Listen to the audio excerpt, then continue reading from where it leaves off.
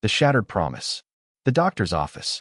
Luna Hayes sat in the sterile white room, her hands trembling in her lap. The smell of antiseptic filled her nose, making her stomach turn. She had come to the clinic with hope in her heart, dreaming of the family she would build with Damien Cross, the man she loved. But now, as Dr. Morrison looked at her with sad eyes, that hope began to crack. "Miss Hayes," the doctor said softly, adjusting his glasses. "I'm very sorry, but the test results are clear. Your hormone levels and the scans show that conceiving naturally will be extremely difficult, perhaps impossible." Luna felt the world tilt. But I'm only 26. My mother had 4 children. How can this be?" Dr. Morrison shuffled his papers, not meeting her eyes. "Sometimes these things happen. Genetics can be unpredictable. I recommend you discuss options with your fiancé. There are alternatives: adoption, surrogacy." Damien wanted his own children, Luna whispered, tears streaming down her cheeks. "He talked about it all the time. A son to take over his business. A daughter to spoil. What will I tell him?" The doctor handed her a tissue. "The truth is always best, Miss Hayes. If he loves you, he'll understand." But as Luna walked out of the clinic into the gray afternoon, she felt a heavy weight settle on her chest. Damien Cross was a man who always got what he wanted. He came from old money, ran 3 successful companies, and never accepted failure. How would he react to a wife who couldn't give him the legacy he dreamed of? The engagement party. 2 days later, the Grand Riverside Hotel glittered with lights and laughter. Damien had insisted on throwing an engagement party despite Luna's protests. She had wanted something small and intimate, but Damien wanted the world to see his beautiful fiancée. Luna wore a cream-colored dress that Damien had chosen for her. It was expensive and elegant, but it felt too tight, too constricting. She stood by the champagne fountain, forcing a smile as guests congratulated her. "Luna, there you are." Damien's voice boomed across the room. He was handsome in his tailored suit, his dark hair perfectly styled, his smile bright and confident. He wrapped an arm around her waist, pulling her close.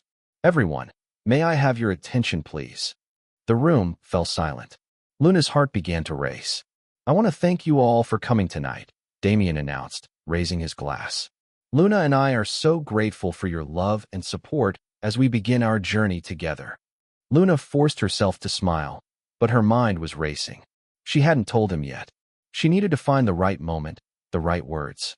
"Actually," Damien continued, his smile widening, "there's something important I need to discuss with my lovely fiancée." He turned to Luna, and for a moment, his eyes were cold. "Luna, darling, why don't you tell everyone about your doctor's appointment?" Luna froze. Her blood turned to ice. "Damien, how did you? Did you really think I wouldn't find out?" Damien's voice was still cheerful, but there was cruelty underneath it. "Dr. Morrison is an old family friend. He called me yesterday." The room was silent. Everyone was watching. Luna wanted to disappear, to sink into the floor. "Damien, please," Luna whispered, grabbing his arm. "Can we talk about this privately?" But Damien pulled away from her. His handsome face twisted with disgust. "Why? So you can lie to me again? You knew about this before you said yes to my proposal, didn't you?" "No.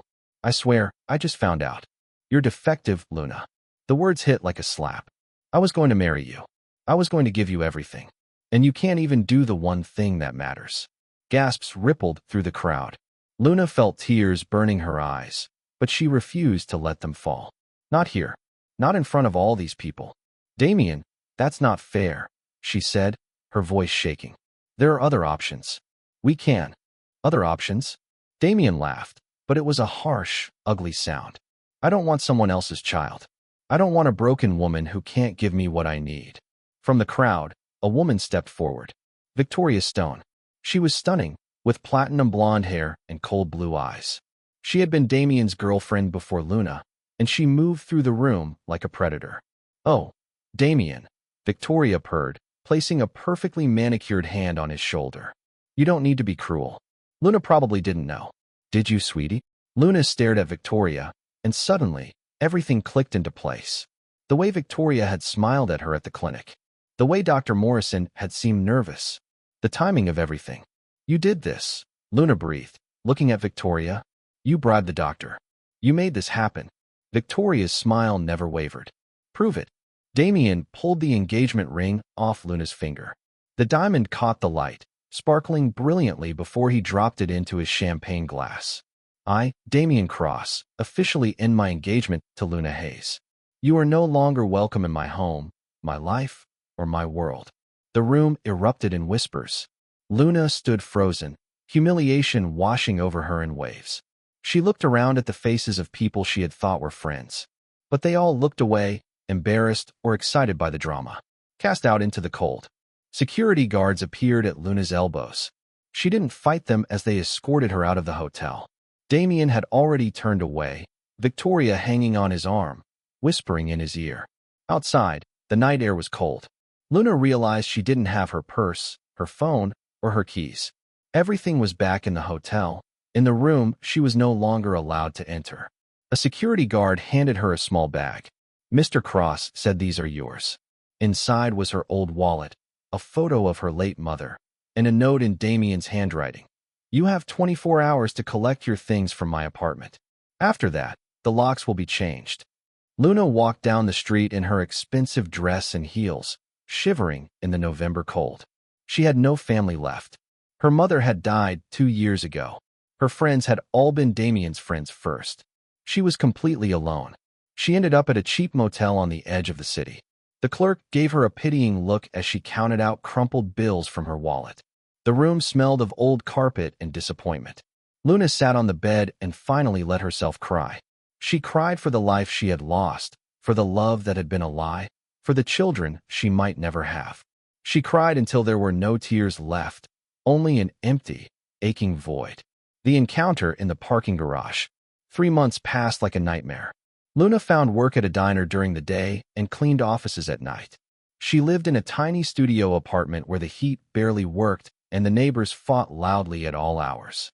She had gone to Damien's apartment the next day, but the locks were already changed. He had thrown all her belongings in trash bags and left them in the lobby. Her clothes, her books, her memories, all treated like garbage. Luna had tried to fight back. She went to the medical board to report Dr. Morrison. But Victoria's family had money and connections. The investigation went nowhere. Dr. Morrison retired early with a generous pension. The truth was buried. Now, Luna was walking through a dark parking garage after her night shift. It was 2 a.m., and she was exhausted. Her feet hurt, her back ached, and she just wanted to collapse into bed. Then she heard it, a low groan, followed by the sound of something heavy hitting the concrete. Luna stopped, her heart pounding. Every survival instinct told her to keep walking. This was the kind of city where people minded their own business. But the groan came again, and it sounded so desperate, so full of pain. Luna pulled out her phone, turning on the flashlight. She walked toward the sound, her hands shaking. Between 2 cars, a man lay crumpled on the ground. He was tall, powerfully built, wearing an expensive suit that was torn and soaked with blood.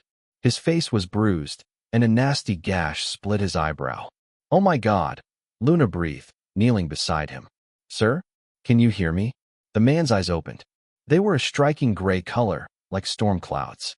He looked at her with a mixture of pain and wariness. "Don't call police," he rasped. His voice was deep, commanding even in his weakened state. "Dangerous. You're bleeding badly," Luna said, examining the wound on his side. "You need a hospital." "No hospitals." He tried to sit up and gasped in pain. "They'll find me. They'll finish the job." Luna bit her lip. This was crazy. She should call 911 and leave. But something in his eyes stopped her. He wasn't afraid for himself. He was afraid for her, afraid of what his enemies might do to anyone who helped him. "I have first aid training," Luna said, making a decision she would later realize changed everything. "My apartment is 2 blocks away. Can you walk if I help you?" The man stared at her like she was insane. "You don't know me. I could be dangerous." "You can barely stand up," Luna pointed out. "And honestly, my life is already pretty terrible. What's one more bad decision?" A hint of a smile touched his bloody lips. "Fair point." Luna helped him to his feet, and he leaned heavily on her. He was much bigger than her, all muscle and height, and she struggled under his weight. But slowly, painfully, they made their way to her apartment building. The stranger's story. Luna's studio apartment was tiny and shabby, but it was clean.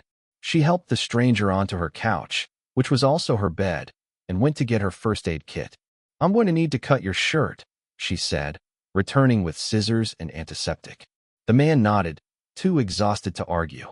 Luna carefully cut away the expensive fabric, revealing a muscular torso covered in bruises and cuts.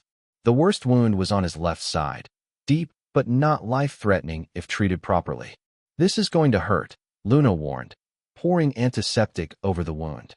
The man hissed through his teeth but didn't cry out. His jaw clenched, muscles tensing, but he stayed perfectly still. As Luna worked, cleaning and bandaging his wounds, she felt him watching her. "Why are you helping me?" he asked quietly. Luna didn't look up from her work. "Someone once told me that when you're at your lowest, you find out who you really are. I guess I'm finding out I'm not the kind of person who walks away from someone in pain, even if it puts you in danger. I'm a waitress living in a terrible apartment, working myself to death for minimum wage," Luna said with a bitter laugh. "Danger might be an improvement." The man was silent for a moment.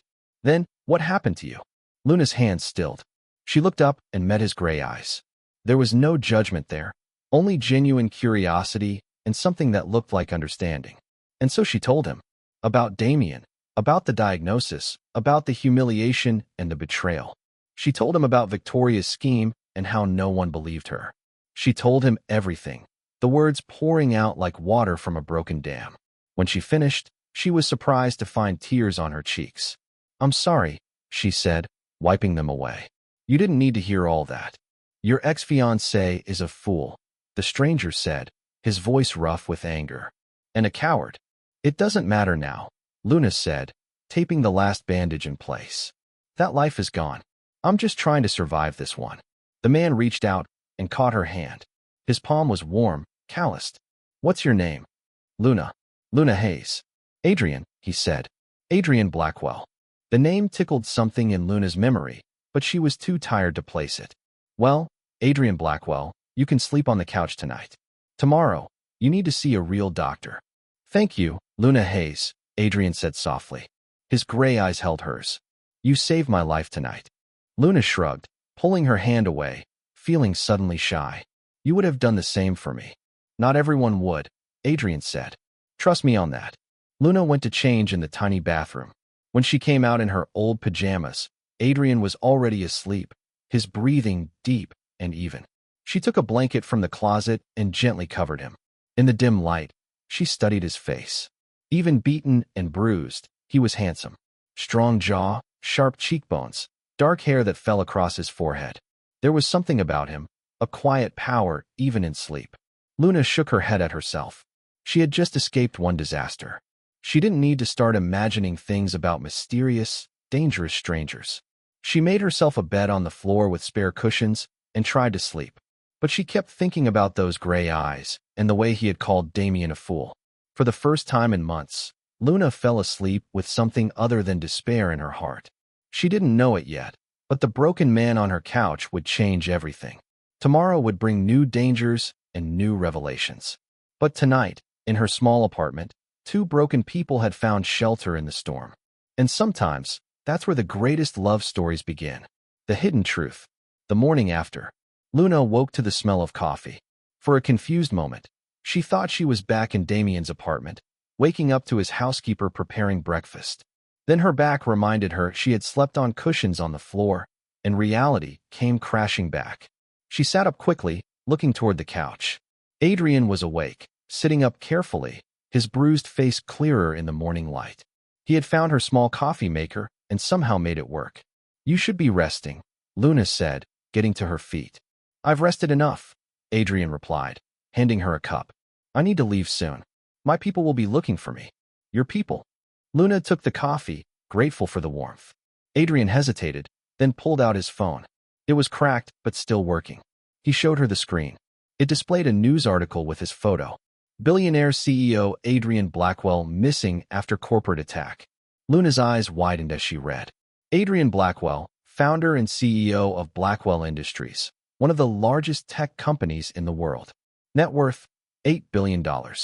Last seen leaving a board meeting before his car was ambushed. You're Adrian Blackwell," Luna whispered, looking up at him. "The Adrian Blackwell." "Guilty," Adrian said with a slight smile that made him wince. I was running from the men who tried to kill me when I collapsed in that parking garage. You saved a billionaire's life with a $20 first aid kit. Luna sat down heavily on the couch. Why would someone want to kill you? Adrian's jaw tightened. Business rivals. People who want control of my company. I've made enemies building my empire. He looked at her intensely. Which is why you need to forget you ever saw me. If they find out you helped me, you could be in danger. I'm good at being invisible, Luna said quietly. It's been my specialty lately. Adrian studied her for a long moment. Then he reached into his jacket pocket and pulled out a business card. He wrote something on the back. This is my private number. If you ever need anything, money, help, protection, you call me. Understood. I don't need charity, Luna said, but she took the card. It's not charity. It's a debt. Adrian stood slowly, testing his injuries. I never forget the people who helped me, Luna Hayes. And I always repay my debts. There was something in his voice, a promise that made Luna's heart beat faster. Before she could respond, Adrian leaned down and kissed her forehead gently. Thank you, he whispered, for seeing me as a person, not a headline. Then he was gone, slipping out of her apartment like a shadow. Luna stood there for a long time, holding the business card, feeling the warmth of his kiss still lingering on her skin. She told herself to throw the card away. Men like Adrian Blackwell didn't stay in the lives of women like her. He would forget about her by tomorrow. But she tucked the card into her wallet anyway, right next to the photo of her mother. Just in case. 5 months later, Luna stood in front of the bathroom mirror, staring at the pregnancy test in her trembling hand. 2 pink lines. Positive. No, she whispered. No, this can't be right. But it was.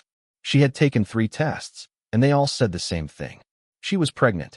Luna's mind raced back 5 months to a week after Adrian left her apartment. He had called her, asking if she would meet him for dinner.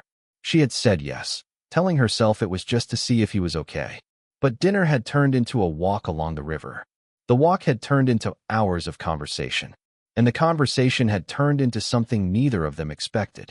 They had spent one night together in Adrian's penthouse apartment. It had been beautiful and intense and terrifying.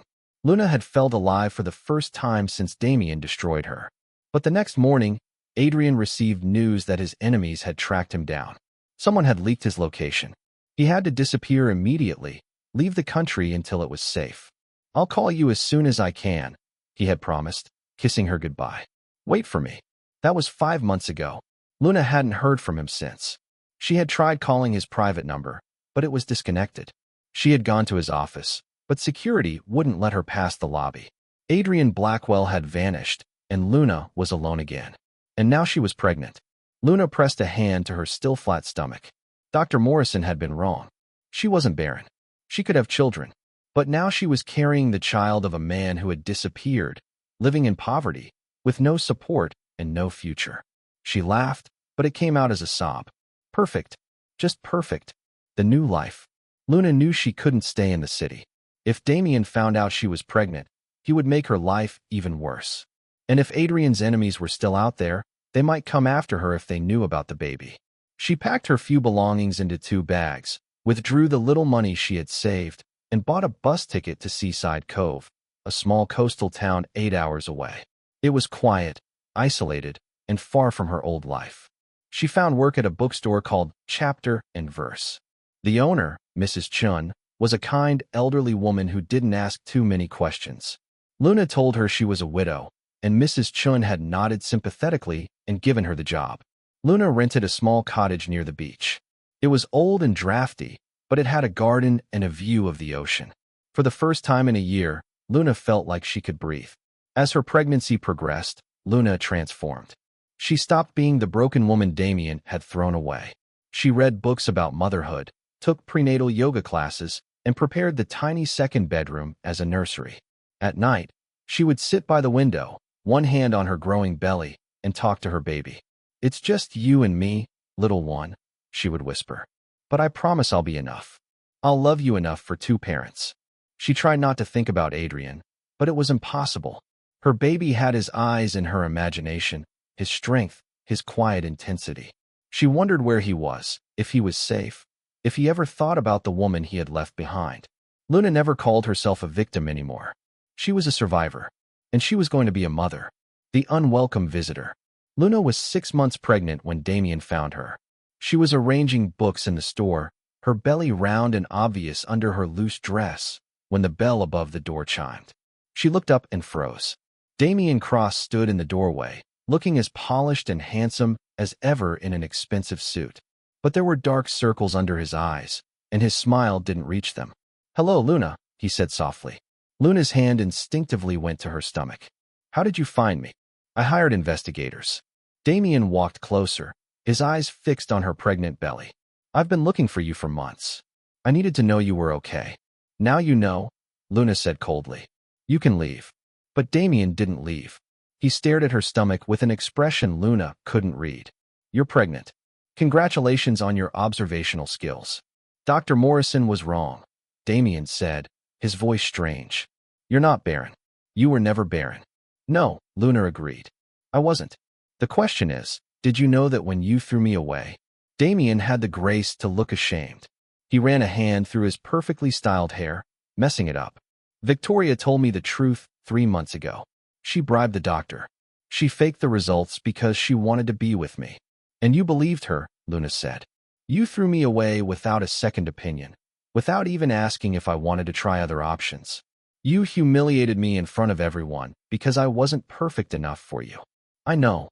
Damien's voice cracked. "I know, and I'm sorry. I was a fool, Luna. I chose pride over love, and I've regretted it every day since." "Is that supposed to make me feel better?" Luna demanded. Anger bubbled up inside her, hot and fierce. "You destroyed me, Damien. You took everything from me, and then walked away like I was nothing." "I want to fix it," Damien said desperately. He dropped to his knees in front of her, right there in the bookstore. "Come back to me, Luna. Marry me. I'll raise the baby as my own. I don't care who the father is.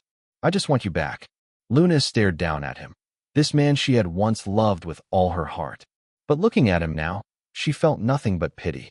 "Who's the father?" Damien asked, looking up at her. "Some nobody you met in a bar? A rebound after I left you?" Before Luna could answer, the bell above the door chimed again, and Adrian Blackwell walked into the bookstore. The collision. Time seemed to stop. Adrian stood in the doorway, looking like he had walked straight out of Luna's dreams. He was dressed in dark jeans and a black shirt, his injuries healed, but there was a hardness in his gray eyes that hadn't been there before. Those eyes locked onto Luna, then dropped to her pregnant belly. Luna watched as understanding crashed over his face like a wave. "Luna," Adrian breathed. Damien scrambled to his feet, positioning himself between Adrian and Luna. "Who the hell are you?" Adrian ignored him completely. He walked forward, moving around Damien like he didn't exist.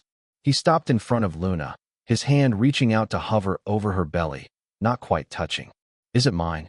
His voice was rough with emotion. Luna nodded, tears streaming down her face. "I tried to call you. I tried to find you. But you disappeared." "I had to," Adrian said. "They were hunting me. I couldn't risk leading them to you." His hand finally touched her stomach, and his eyes closed. "But if I had known—" "Wait," Damien interrupted, his voice sharp with disbelief. "You're Adrian Blackwell.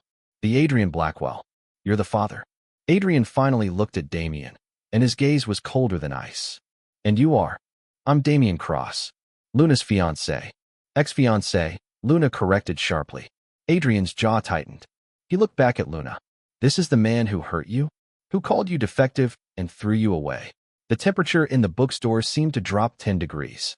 Damien laughed nervously. "Look, that was a misunderstanding. I was misled. But I'm here now to make things right." "You had your chance," Adrian said, his voice quiet but deadly. "You threw her away like garbage.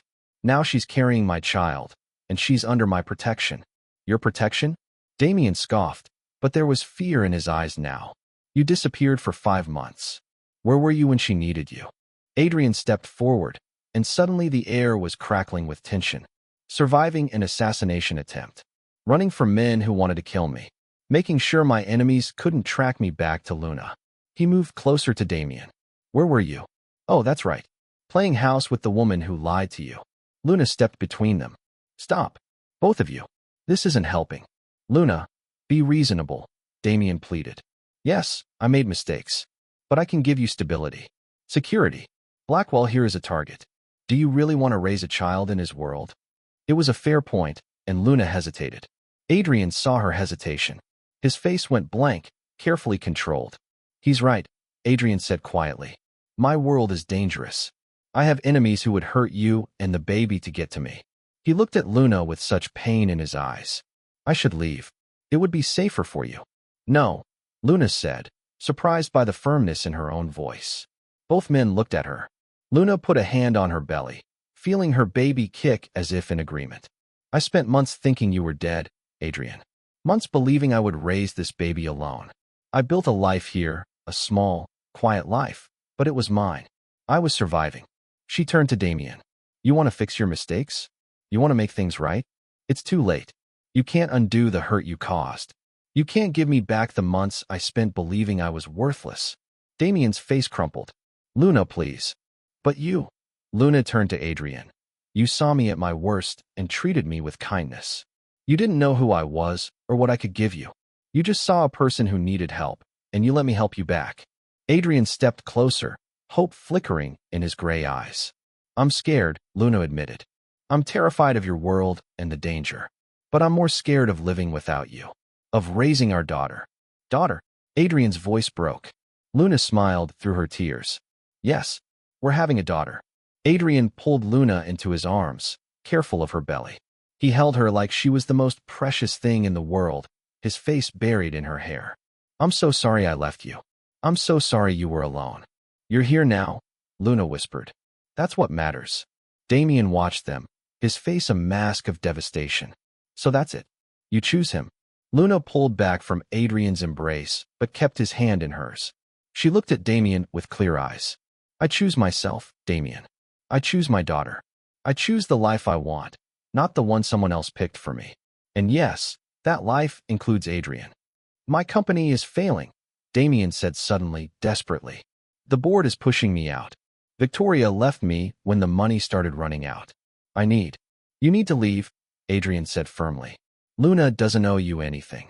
Mrs. Chin appeared from the back room, holding a phone. Should I call the police, dear? No, Luna said gently. Mr. Cross was just leaving. Damien looked at her one last time. For a moment, Luna saw real regret in his eyes, real understanding of what he had lost. I'm sorry, he whispered. For everything. I hope you find happiness, Luna. Real happiness. Then he turned and walked out of the bookstore, out of her life forever. The truth revealed. After Damien left, Adrian and Luna sat in the back office of the bookstore. Mrs. Chun had tactfully closed the shop early and left them alone. Tell me everything, Adrian said, holding both of Luna's hands. Tell me what happened after I left. Luna told him about discovering the pregnancy, about leaving the city, about building her life in Seaside Cove. As she spoke, Adrian's grip on her hands tightened. You should have been in a penthouse with the best doctors, he said, his voice thick with guilt. Not working in a bookstore, living in a cottage, struggling alone. I wasn't struggling, Luna said. I was surviving. There's a difference. Why didn't you go to my company? They would have helped you. I tried, Luna admitted. They wouldn't let me pass the lobby. They thought I was just another person trying to get close to the missing billionaire. Adrian closed his eyes, pain etched on his face. I left orders that if you ever came looking for me, you were to be brought straight to my office. Someone blocked those orders. Who? Marcus Chun, my former CFO. He was one of the people who orchestrated the attack on me. He wanted me dead so he could take over the company. Adrian's jaw clenched. He's in prison now? I made sure of it. They sat in silence for a moment. Then Luna asked the question that had haunted her for months. Did you think about me? While you were gone. Adrian pulled her close, pressing his forehead to hers. Every single day? You were the reason I survived. When things were at their darkest, I thought about your kindness, your courage, your beautiful smile. I thought about coming back to you. I thought you had forgotten me, Luna whispered. Impossible, Adrian said. He placed his hand on her belly, his eyes widening as he felt the baby kick. I fell in love with you that night you saved my life, Luna Hayes. I just didn't realize it until I was thousands of miles away, fighting to stay alive, and all I could think about was getting back to you. Luna's heart soared. I love you too. I tried not to. I tried to tell myself you were just another man who would leave. But I couldn't stop. Adrian kissed her then, soft and tender and full of promise. When they pulled apart, he was smiling. Marry me. Luna laughed. We barely know each other.